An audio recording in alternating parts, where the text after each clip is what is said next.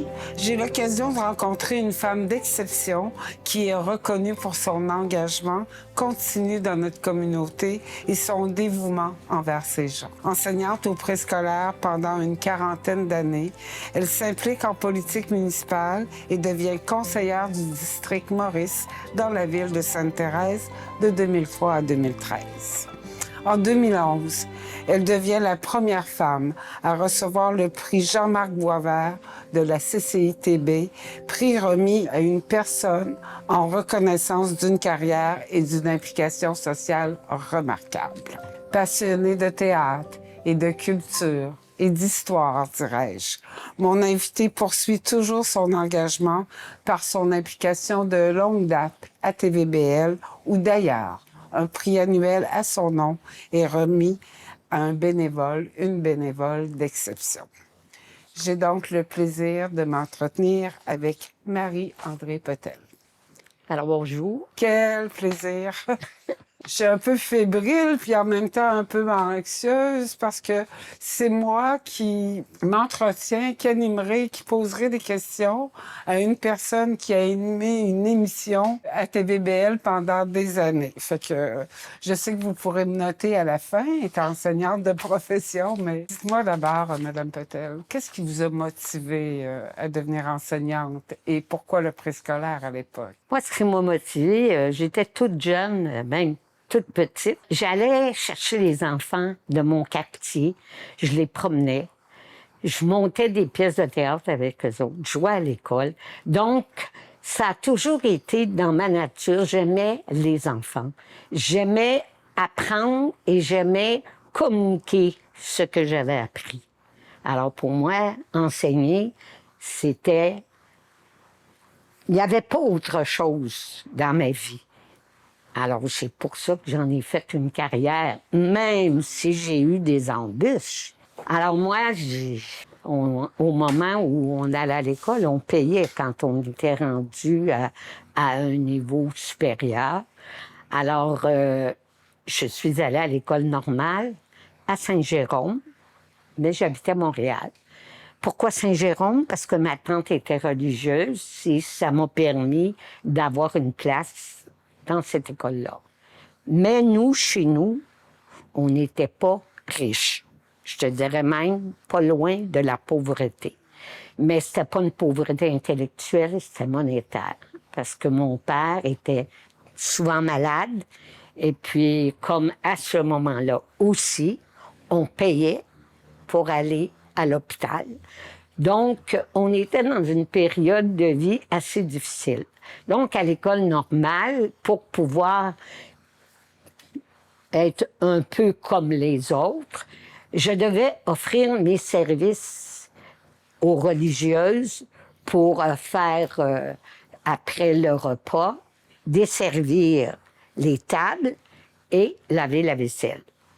Alors, c'était pour moi qui lavait la vaisselle, c'était la sœur qui lavait la vaisselle et qui mettait la vaisselle sur le bord et moi, j'essuyais. Mais souvent, elle m'arrosait. Une bonne journée, j'ai dit « Hey, là, je m'appelle pas Sainte-Thérèse l'Enfant Jésus. » Alors ça a été dramatique. Tu fais pas ça. À cette époque, dans les écoles, c'était très mal vu.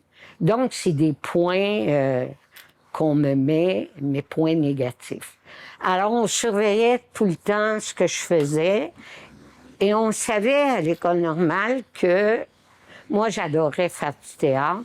Alors, ils m'ont dit, si tu veux faire du théâtre par le parascolaire, tu devras être très sage. Je comprenais pas pourquoi être très sage, c'était plus avoir de personnalité. Moi, être sage, j'étais sage. Je disais ce que je pensais. J'avais toujours eu le droit de le dire. Donc, je pensais que c'était pareil. Donc, ça, c'était une affaire qu'il ne fallait pas faire. Tu ne devais pas dire ce que tu pensais. Entre autres, une fois, je suis avec les autres élèves, puis tout à coup, la religieuse a dit faut pas oublier, là. Faut donner des sous pour les petits Chinois. Et puis moi, je me lève, puis je demande, moi, je comprends pas Comment ça se fait si Dieu existe? Parce que quand tu es à l'école normale, tu as 15-16 ans, là, fait que tu es en questionnement au point de vue religieux. Je comprends pas qu'ils donnent à manger aux oiseaux puis qu'ils donnent pas à manger aux humains. Alors la sœur, elle dit, sortez d'ici. Alors je sors de la classe et le lendemain matin, elle arrive à la porte et elle me dit, vous pouvez entrer dans la classe qu'au moment où vous me pardonnez, vous excusez à mon égard.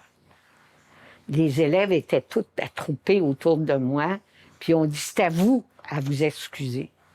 Alors, à mon point de vue, c'est un prérequis pour un regroupement de femmes. Est-ce que c'est là qu'est né votre féminisme reconnu? Instinctivement, je crois, parce que je me suis dit, la communauté, elle peut être solide. Alors là, quand je suis rendue à la fin de l'année, le directeur, il dit, Madame Petel, je ne vous vois pas professeur. Je vous vois comédienne, par contre. Fait que de me faire dire que je ne pouvais pas être professeur. Et en même temps, passionnée de théâtre. Passionnée de théâtre, j'ai dit, pourquoi faire qu'il se mêle de mes affaires? Ma vie, c'est pas lui, là. Moi, ma vie, il faut que je la fasse moi-même. Alors, j'ai dit, bon, mais moi, je vais quitter, mais je vais aller ailleurs. Fait que je suis allée à Cardinal Léger l'année suivante. Mais à Cardinal Léger, la note qui avait été mise à mon égard, c'est surveiller-la minute par minute. Fait que on m'a surveillée. Alors, un soir, je suis en train de jouer au tennis sur table, tu sais. Alors là, c'est pas mon tour. Donc, la fille qui prend la relève me donne son livre. Alors, qu'elle avait le temps qu'elle attendait, elle lisait. Moi, je prends le livre, puis là, je regarde, puis je commence à lire. Là, la mère supérieure arrive, puis elle me retire le livre de la main. Pourquoi faire, vous faites ça? Alors, elle me dit, vous verrez bien. C'est une époque où il y avait de la censure. Exactement. C'était Symphonie pastorale d'André Gide. Alors, le lendemain matin, 8 heures, je suis dans le bureau du directeur, parce qu'il ne faut pas oublier qu'à l'époque, c'était des religieuses qui enseignaient, mais c'était des directeurs qui géraient. Alors là, il me dit, vous n'avez pas le droit d'avoir un livre de tel que vous aviez dans vos mains. Vous aviez un livre à l'index. Puis je dis, c'est quoi ça, un livre à l'index? Il dit, c'est un livre qui n'a pas le droit d'être lu par des jeunes filles telles que vous. Alors, je ne sais même pas à moi le livre. Alors, il dit, vous allez me donner le nom de la personne à qui appartient le livre. J'ai dit, jamais. Vous allez me couper le bras, jamais. Parce que ça, je ne sais ce que ça veut dire, c'est d'être moucharde. Puis je veux pas l'être. Alors, il dit, bien, madame, vous quittez l'école. Alors, en pleurs, parce que quand même, moi, je voulais devenir prof, puis je pouvais plus, là. Alors que j'ai quitté l'école, mon frère est venu me chercher, puis je suis allée travailler un mois dans une maison d'handicapés physiques. Et j'ai trouvé ça très dur. Je n'étais pas capable, c'était pas ça, mon goût, là. Alors, j'ai été voir un psychologue. Et le psychologue, dans toute l'expertise qu'il a fait, il me voyait pas ailleurs que dans l'enseignement. Mais comment C'était faire? une bataille. Je peux pas. J'ai pas de place. Je peux pas aller à l'école, puis je peux pas travailler. Fait que je suis allée travailler d'une banque du mois de janvier au mois de juin. Puis en travaillant là, bien, je disais toujours au monsieur Desjardins, le directeur de la banque, je vous aime bien, mais j'ai dit ça, travailler ici. Moi, j'aime ça quand il y a des enfants avec moi. Fait que j'ai dit, si jamais vous me voyez presque monter sur le comptoir pour saluer un enfant, là, chicanez-moi pas. Alors, je suis restée là jusqu'au mois de juin. Mais durant ce temps-là, moi, je continuais, j'ai toujours pris des cours de théâtre. Je continuais mes cours de théâtre à l'école de Martienne Villeneuve-Groux. On appelait ça le studio des Colibris. Alors, elle apprend que la jeune fille qui travaille pour elle comme enseignante quitte son travail. Fait qu'elle me demande, est-ce que tu aimerais ça travailler pour moi? Tu enseignerais la première année aux enfants de 5 ans, et puis tu ferais les classes des petits, style garderie, prématernelle, et tout ça. Fait que j'ai accepté, et j'ai été là pendant 6 ans. Et puis, je la remercie encore du ciel, si elle existe. J'imagine qu'elle a été bienveillante à votre égard, fait qu'elle doit être dans un lieu bienveillant. Elle a été extraordinaire. Ça m'a permis de faire de la radio, ça m'a permis de faire de la télévision, ça m'a permis d'écrire. Puis je continuais mes cours de diction, je continuais à faire mon brevet d'enseignement de diction. Et là, le beau gouvernement, avec la Révolution tranquille, le gouvernement libéral de l'époque, décide d'ouvrir des maternelles 5 ans. Alors, ils n'ont pas grand choix, là. Il n'y en a pas qui sont formés, ou très, très peu. Il y a très peu d'écoles qui ont donné de formation. Donc, ils viennent chercher des gens qui ont de l'expérience sans diplôme. Entre parenthèses, ça me fait rire quand on dit « laissez nos enfants à des gens sans diplôme, non qualifiés ». Alors, j'ai été non légalement qualifiée et employée. Alors, aussitôt, le gouvernement, par contre, avait offert des cours. Alors, les cours étaient quand même longs, là, 3 ans. Et puis, on a fini par être les premiers diplômés de l'Université du Québec. Alors, c'est vraiment extraordinaire, mon parcours. Et j'étais contente d'être une non légalement qualifiée pour une chose. J'étais expérimentée et j'étais avec les enfants au quotidien.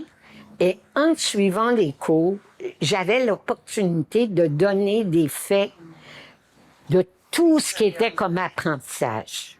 Alors, c'était extraordinaire. Fait que alors, c'est là que j'ai enseigné. 41 ans, c'est ça.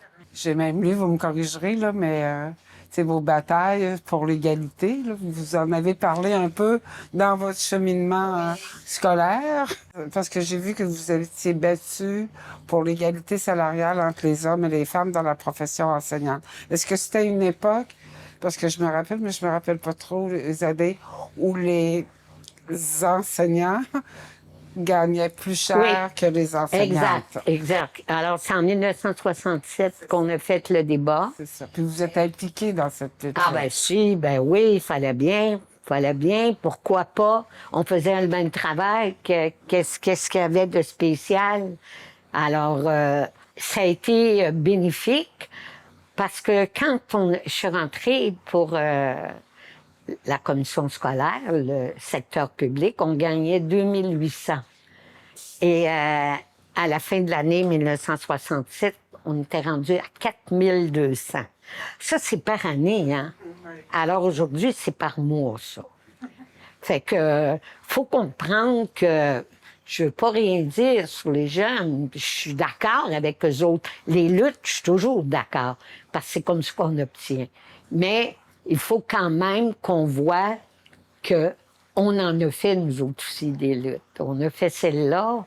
On a fait la lutte du droit à la maternité. Toutes les revendications qu'on pouvait trouver qui étaient une anomalie pour les femmes, on a lutté. Alors, le syndicat, pour moi, était quelque chose d'important. J'ai compris ça très, très jeune, parce que le monsieur qui était propriétaire voulait gagner beaucoup, mais en donner peu. On le voit, j'ai été voir le film dernièrement sur l'immigration, les jeunes qui viennent des pays étrangers, c'est incroyable. Les travailleurs étrangers temporaires. Alors, l'exploitation, là, il faut qu'il y en ait du syndicat. Parce que si tu n'as pas de syndicat, tu as toujours quelqu'un qui va venir abuser. Le syndicat, il vient faire l'équilibre dans les situations des travailleurs. C'est une belle réflexion. Mais votre passion du théâtre, qui est encore là maintenant, c'est incroyable. Ma passion, elle a commencé très jeune, chez les Sœurs du Bon Conseil. Les Sœurs du Bon Conseil étaient différentes des autres religieuses. Elles autres, ils étaient beaucoup sur le plan social, aider les familles. Et dans mon secteur, j'habitais la paroisse Saint-Stanislas à Montréal, et elles avaient leur maison mère. Et le dimanche, elles faisaient de l'animation pour les enfants. Alors, elles montaient des pièces de théâtre, donc je jouais dans les pièces de théâtre des Bonnes Sœurs. Et pendant les étés, j'allais en colonie de vacances. Et mon plaisir, c'était de composer à partir des scénarios qu'il y avait à la radio le midi quand je revenais de l'école pour dîner. C'était le calvaire d'une veuve. Il y avait des émissions. Alors moi, je composais pour des enfants, les problèmes des enfants, puis on jouait ça en colonie de vacances. Ensuite, à l'école, il y a une madame qui s'est présentée pour venir donner des cours de diction. Mais ça coûtait des sous. Fait que j'ai demandé, est-ce que vous avez une carte que moi, j'aimerais garder pour en parler à mon père et ma mère? Fait que je prends la carte, puis là, je regarde la carte.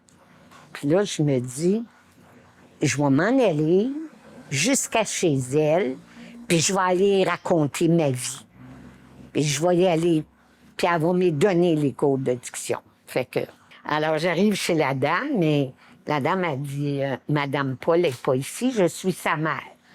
Fait que j'ai dit, peux-tu vous conter mon histoire?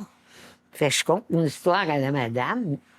Puis j'ai dit, est-ce que vous pouvez lui demander si elle va me dire oui ou non pour que je suive les cours? Alors j'ai suivi les cours gratuitement tout le long de mon primaire. Alors, puis j'ai joué des pièces de théâtre. Une vraie battante, hein? C'est incroyable. Fait que, à l'école normale, j'ai joué en essayant d'être sage. Puis par la suite, ben, j'ai toujours fait partie de groupes de théâtre. J'ai toujours, avec Madame Groux, elle, on faisait de la radio au poste CKJL. Dans le temps, c'était Monsieur Lalonde, le papa de Pierre. On faisait des émissions, on faisait des pièces de théâtre. Pendant la nuit, on répétait les pièces de théâtre et qui étaient scénarisées, tout ça, sur, par exemple, le temps de Pâques, là, la Semaine Sainte, et puis des choses comme ça. Le Noël de Guéon, puis pendant le temps des fêtes. Alors, on jouait, puis on accueillait des enfants qu'on faisait chanter et puis dire des poèmes. Alors, je trouve que ça t'amène à avoir beaucoup d'initiatives, puis de pouvoir t'exprimer un peu partout. Alors, c'est ce que fait ma force. Mais je ne l'ai pas gagné à rien faire. En tout cas, pour toutes les personnes qui auront le plaisir d'écouter ce bel entretien, que ça va sembler clair, qu'on a l'occasion de rencontrer une battante, comme on dit, une pionnière à certains égards, Oui. et aussi une battante dans la vie avec toujours le beau sourire. Puis, dites-moi donc, votre passage en politique, il est venu comment, lui? Ça faisait 3 ans que j'étais en année sabbatique. OK. J'avais composé une pièce de théâtre sur l'histoire des femmes à travers les siècles, en partant du 17e siècle. Et je faisais partie d'un organisme qui s'appelait Québec-France. Et Québec-France, avec le groupe de la langue française, avait des semaines qu'on appelait la Franco-fête. Et puis, ils choisissaient des gens pour aller représenter le Québec. Moi, le Québec-France ne voulait pas me choisir. Il aurait préféré choisir une cantatrice. Mais les gens de la ville de Sainte-Thérèse, ils ont dit, il n'en est pas question. Madame Petel a fait une pièce de théâtre sur les femmes et elle parle de la France, qui est un lien commun entre les deux pays. Alors, il serait susceptible qu'elle soit retenue pour aller jouer la pièce. Alors, j'ai été jouer la pièce de théâtre en 2003. Cependant, j'ai pas eu autant de monde qu'il aurait dû en avoir parce que le soir où j'ai joué ma pièce de théâtre, c'est là qu'on a annoncé la guerre en Irak. Et vous savez que la guerre en Europe par rapport à la guerre au Québec, c'est un peu différent parce que on connaît pas beaucoup c'est quoi la guerre, nous, mais eux l'ont vécu. Alors les gens sont pas mal rester à la maison, mais il y a eu quand même assez de personnes pour apprécier mon travail et trouver ça très agréable. D'ailleurs, certains m'avaient connu précédemment parce que j'avais organisé avec le groupe des infirmières du foyer Drapeau, qui s'appelait comme ça à l'époque. On avait monté une pièce de théâtre. Là, c'était pas moi qui avais monté la pièce, je n'étais que comédienne. C'était Les Belles-Sœurs de Michel Tremblay. Et puis, moi, j'ai eu l'idée, j'ai dit, puisqu'on est jumelés avec Annecy, pourquoi qu'on n'irait pas la jouer? Alors, j'ai fait toutes les démarches. Les gens ils ont dit, oui, mais on n'a pas les sous pour aller jouer. Ben, on va vendre du chocolat.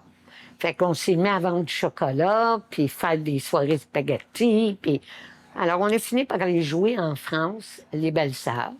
Alors, ce qui nous a permis d'être reconnus, puis faire connaître aussi Michel Tremblay. Alors, c'est tout... C'est une succession d'événements, mais en droite ligne avec toutes vos passions. Ouais. C'est quand même pas rien. Hein? Ouais. Être élu municipal avec tout ça pendant 10 ans. Oui, j'ai été 10 ans. Alors, c'est pour ça, là, M. Fallu, quand il a vu que j'avais ce dynamisme-là, m'a demandé... c'est-à-dire, moi, j'ai téléphoné à Élie Fallu pour commencer. Puis j'ai dit, si jamais tu as besoin de quelqu'un, moi, je suis là. Parce que j'avais travaillé pour lui aux élections en 1976. Fait que je dis, je sais pas si tu te souviens de moi, mais moi, je me souviens de toi. Fait que, il dit, ben là, moi, je peux pas choisir. Je vais demander aux autres conseillers s'ils sont d'accord. S'ils sont d'accord, ben, ça sera parfait. Et ça a été parfait. Et parfait encore mieux, j'ai été élue par acclamation. J'ai aimé, mais avec Élie, quand je suis devenue conseillère, il dit, je t'envoie pas en culture. Il dit, en culture, tu sais trop comment ça fonctionne. Je vais t'envoyer avec les travaux publics. Mais je connais Sortir rien. des sentiers battus. J'ai dit, je connais rien là-dedans. J'ai dit, la seule chose que je peux connaître, c'est les jeunes qui travaillent là. Fait que, mais il dit, ça fait rien. Il dit, t'es ici pour apprendre. Fait que, je me suis en allée des travaux publics. J'ai adoré ça. Puis, j'ai rencontré plein de mes anciens élèves. Fait que tout était merveilleux. Et ça m'a permis aussi d'être représentante pour Tricentris. Ah oui. Alors, ça n'a pas été avec Élie, ça a été avec Sylvie que j'ai été au CA ou au CE de Tricentris pendant toutes mes années, pendant les 8 années avec Sylvie. Et c'était extraordinaire parce que là aussi, j'ai appris plein de choses sur l'environnement, parce qu'on est sensible, mais encore plus sensible quand on est les mains dans la saleté. Mais c'était quand même un mandat de confiance. Oui. C'est le début des années 2000 de confier à une femme travaux publics, parce qu'on sait que travaux publics, c'est quand même comme une mission importante d'une ville. Là, fait que de vous confier ça. Oui. Puis j'ai aimé ça. Là, je sais que vous avez pas arrêté là, votre engagement bénévole. Ça se poursuit, comme vous l'avez dit. Vous êtes toujours à TVBL, ça fait maintenant longtemps. Quand vous regardez le fil du temps, puis il vous en reste encore, qu'est-ce que vous retenez de tout ça? Je suis contente de ma vie. Puis je veux juste dire aux jeunes, si on te dit c'est pas ta place, si toi, dans ton intérieur, tu sens que c'est ta place, embarque-toi, puis lutte, puis tu vas finir par obtenir. Parce que ça, j'en suis assurée, d'obtenir ce que tu désires. Ça peut rester un rêve pour certaines choses, mais ton rêve de carrière, il est trop important pour ta vie future. Il faut que tu t'acharnes, puis que tu le réalises. Puis ça, je le montrais à mes enfants dès la maternelle. En maternelle, moi, je disais aux enfants, des fois, là, je vous entends dire « je suis pas capable ». Je vais vous dire quelque chose. Si on n'essaie pas, c'est sûr qu'on n'est pas capable, parce qu'on connaît pas. Mais essaie, tu vas voir. Puis après ça, on s'en parle. Je pense que vous avez reçu beaucoup d'amour. Oui. Beaucoup d'amour. C'est quand même tout un honneur d'avoir un prix qui reconnaît le bénévolat d'exception, un prix à votre nom, décerné annuellement. C'est toute une reconnaissance. Ouais. Comment vous avez vécu ça à ce moment-là? Vous avez été la première à avoir le prix, bien sûr. Bien oui. Puis, j'ai été contente qu'on me reconnaisse. Mais c'est garanti que jamais, premièrement, il n'y en avait pas de prix. Donc, j'ai pas fait ça pour le prix. Mais j'ai été vraiment surprise et émue. C'est sûr que je suis facilement émue parce que tous les gestes que je pose sont gratuits. C'est moi. Je peux pas me transformer. Alors, je suis contente à chaque année d'avoir une nouvelle personne qui reçoit le prix qui porte mon nom. Et un de ceux qui a reçu le prix est décédé et ça m'a attristé beaucoup. Parce qu'il avait été élève à l'école où moi j'ai travaillé, au studio des Colibris. Pas à l'époque où moi j'y étais, mais il a été élève à cette école-là. Et c'était un homme vraiment extraordinaire. C'était... Ah non, je suis contente. Tant qu'ils vont me garder, je vais rester. On parle du bénévolat parce que ça a été, vous avez fait une profession, vous avez fait une carrière, vous avez fait du théâtre, mais tu sais, toutes les reconnaissances qu'on vous fait encore aujourd'hui, récemment en 2011, c'est pour reconnaître tout cet engagement-là citoyen, comme bénévole, comme vous dites. Avez-vous une réflexion actuellement sur le bénévolat? Moi, je dis que toutes les personnes qui ont du temps libre, au lieu de se demander dans leur temps libre, qu'est-ce que je pourrais bien faire? Moi, je leur dirais, agissez. Regardez autour de vous. Ça peut être pour les enfants, ça peut être pour les personnes âgées. Moi, je regarde juste quand je vais faire mes courses, là.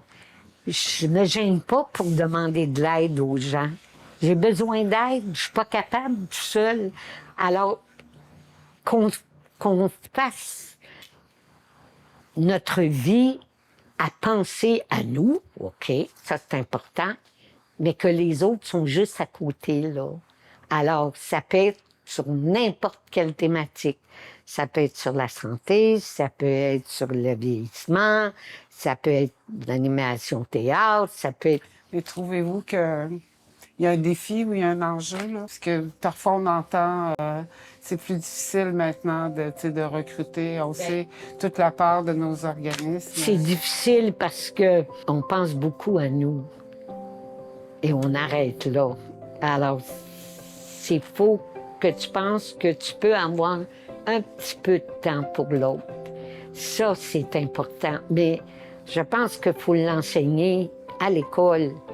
C'est quoi votre plus grande fierté? C'est d'avoir été moi. D'avoir été moi. On a essayé que je sois d'autres, puis on n'a pas réussi. Fait que ça aussi, message, restez vous-même. Et si vous ne savez pas qui vous êtes vous-même, allez chercher les ressources qui vont vous aider à savoir qui vous êtes.